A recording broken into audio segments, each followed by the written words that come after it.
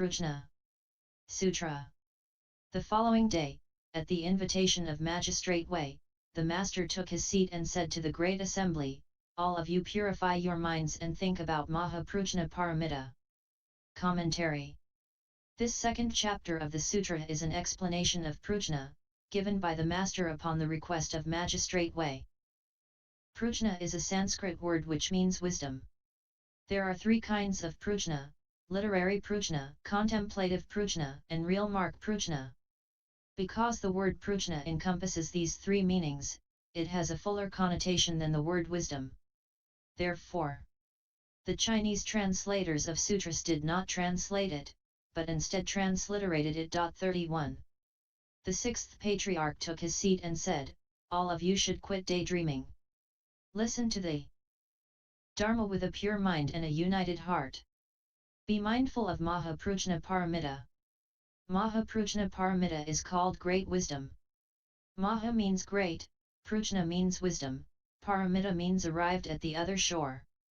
Sutra.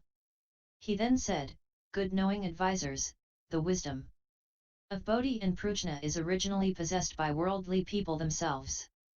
It is only because their minds are confused that they are unable to enlighten themselves and must rely on a great good knowing advisor who can lead them to see their Buddha nature. You should know that the Buddha nature of stupid and wise people is basically not different. It is only because confusion and enlightenment are different that some are stupid and some are wise. I will now explain for you the Maha Prajna Paramita Dharma in order that each of you may become wise. Pay careful attention, and I will explain it to you. Good knowing advisors, worldly people recite prajna with their mouths all day long and yet do not recognize the prajna of their self-nature. Just as talking about food will not make you full, so, too, if you only speak of emptiness you will not see your own nature in 10,000 ages. In the end you will not have obtained any benefit. Good knowing advisors, Maha Prajna Paramita is a Sanskrit word which means great wisdom which has arrived at the other shore. It must be practiced in the mind, and not just recited in words. When the mouth recites and the mind does not practice, it is like an illusion, a transformation, dewdrops, or lightning. However, when the mouth recites and the mind practices, then mind and mouth are in mutual accord. One's own original nature is Buddha, apart from the nature there is no other Buddha. Commentary. The Master said, worldly people recite prajna, prajna, prajna, but they do not know the prajna of their own original nature, or their own inherent wisdom. You may recite recipes from a cookbook from morning to night saying, "This is delicious," but you will never fill your stomach that way. Saying prajna is empty is not to do anything about it. In the end it is of no benefit. It is nothing more than head-mouth zen and will not help you to see your own inherent prajna. Instead, see everything as empty and put it aside, see it, smash it, and put it down. Empty everything. Then you need not recite it all day long with your mouth. If your mouth recites but your mind does not practice, your recitation is a worthless illusion. If you see the prajna wisdom of your own nature, you will not become entangled in stupid affairs. You will not be ignorant. If you remain ignorant, your mind is not practicing. If you use your mind as well as your mouth in cultivating prajna, you will see that your own fundamental nature is itself the Buddha. Everyone can realize Buddhahood. You need only cultivate. What should you cultivate? Your nature. Do not seek outside yourself, but turn the light inward, reverse the illumination and look within. Sutra. What is meant by Maha? Maha means great. The capacity of the mind is vast and great like empty space, and has no boundaries. It is not square or round, great or small. Neither is it blue, yellow, red or white. It is not above or below, or long or short. It is without anger, without joy, without right, without wrong, without good, without evil, and it has no head or tail.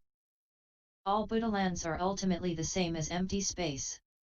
The wonderful nature of worldly people is originally empty, and there is not a single dharma which can be obtained. The true emptiness of the self-nature is also like this. Good knowing advisors, do not listen to my explanation of emptiness and then become attached to emptiness. The most important thing is to avoid becoming attached to emptiness. If you sit still with an empty mind, you will become attached to undifferentiated emptiness. Commentary. Because the mind first thought of going there, we now send rockets to the moon. The mind has no limits or boundaries. You can't say that it is big or small, for there is nothing bigger and nothing smaller. The self-nature is the middle way. Your true mind is neither right nor wrong, true or false. In your true mind there are no thoughts of good or evil. Therefore the sixth patriarch asked Hui Ming, the ex-soldier who had come to steal the robe and bowl, with no thoughts of good and with no thoughts of evil, at just this moment, what is the superior one? Hui Ming's original face. He posed this question to reveal that there is neither good nor evil in the true mind. As they say in philosophy, it has no head or tail. There is not even one single dharma. It is empty. The self-nature is like empty space. It contains within itself both truth and falsehood. Enlighten yourself to the original substance. In one penetration, penetrate all. When you hear me say that prajna is empty, do not become attached to undifferentiated emptiness. If you do, you will sit as if dead, continued the sixth patriarch. We should cultivate true emptiness, which is wonderful existence, not vacuity.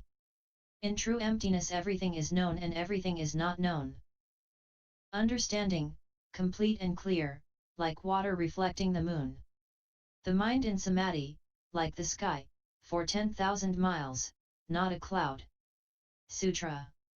Good knowing advisors, the emptiness of the universe is able to contain the forms and shapes of the 10,000 things, the sun, moon, and stars, the mountains, rivers, and the great earth, the fountains, springs, streams, torrents, grasses, trees, thickets, and forests, good and bad people, good and bad dharmas, the heavens and the hells, all the great seas, Sumera 32, and all mountains, all are contained within emptiness.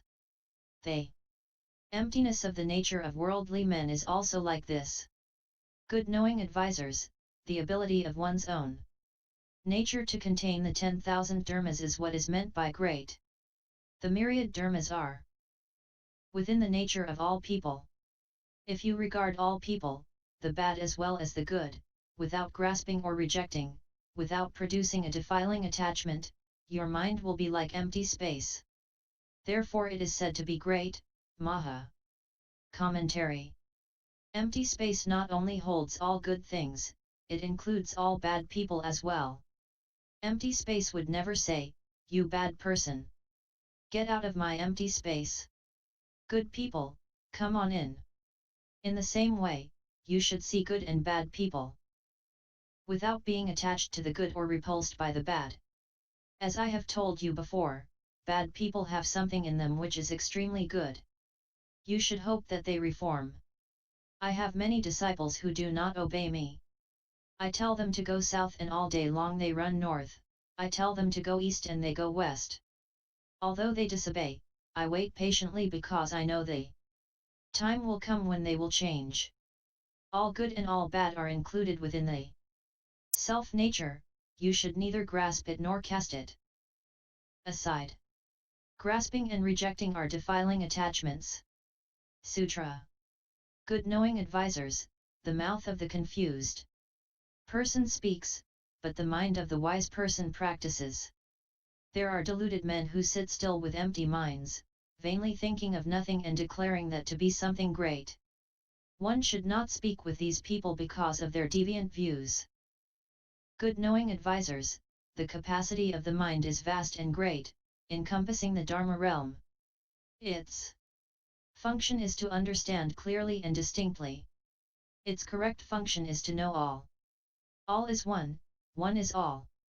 Coming and going freely, the mind's substance is unobstructed. That is prajna. Commentary. The deluded person does not do what must be done. He merely talks.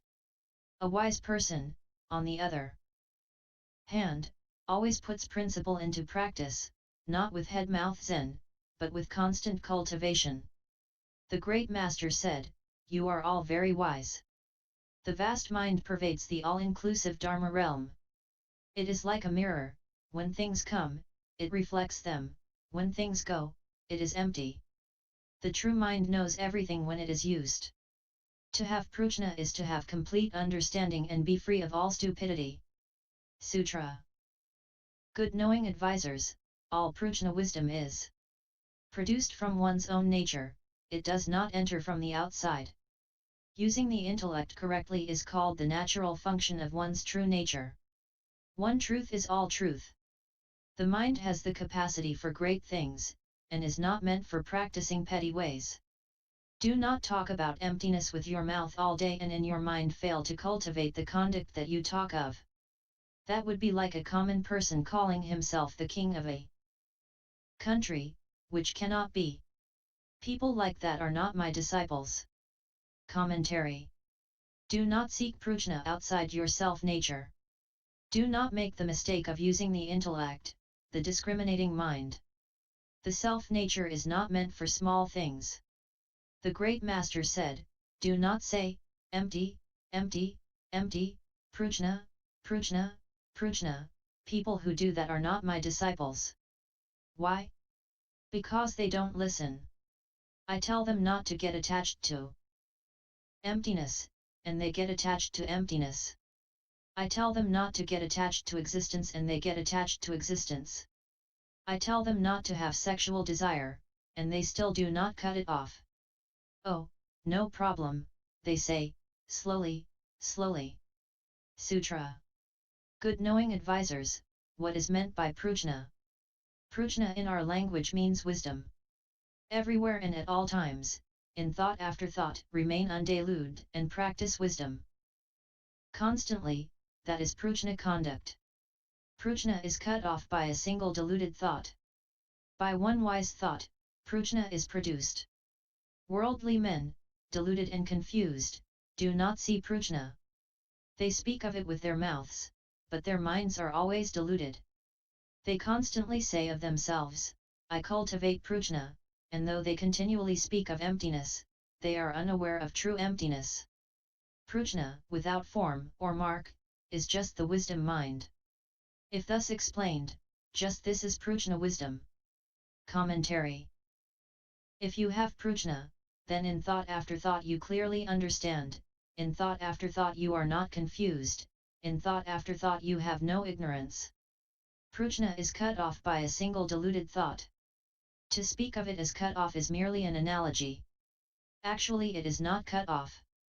How could proper wisdom, which is without production or destruction, be cut off?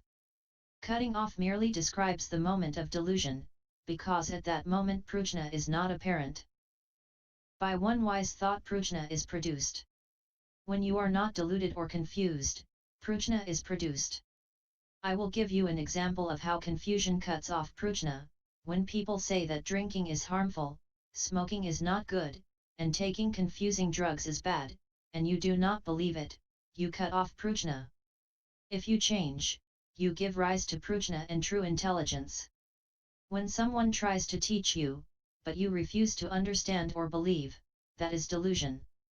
In short, delusion is to know clearly that something is wrong, but to go ahead and do it anyway. Such delusion cuts off prajna. The great majority of people in this world are deeply deluded, for they do not see prajna and they do not know how to cultivate it. Their mouths speak about wisdom, but their actions betray their stupidity. They talk about prajna saying, "Emptiness is prajna." There are 20 kinds of emptiness related to prajna. You should empty everything. But they do not know true emptiness. Perhaps they understand a little of the sutras, or recite a few lines of a mantra, but even though they speak they do not change their own faults and therefore do not recognize true emptiness. You must give up ignorance, bad habits, faults, and obstructions, if you are to understand true emptiness. Prajna, without form or mark, is the wisdom mind. Wisdom has no form or characteristic. Didn't the sixth patriarch just say that Prajna is neither long nor short, neither square nor round, neither big nor small? Nor is it green, yellow, red, white, or black. What is it, then? It is the wise mind, free from ignorance, which knows right dharmas from wrong dharmas. Sutra. What is meant by paramita?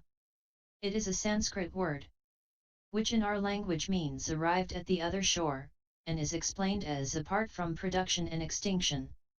When one is attached to states of being, production and extinction arise like waves on water. That is what is meant by this shore. To be apart from states of being, with no production or extinction, is to be like freely flowing water. That is what is meant by the other shore. Therefore it is called paramita. Commentary. To reach the other shore is to be separated from birth and death. This shore is birth and death, the other shore is nirvana. To go from this shore to the other, you must cross the great sea of afflictions. Because there are afflictions, there is also birth, death, and nirvana. If you have no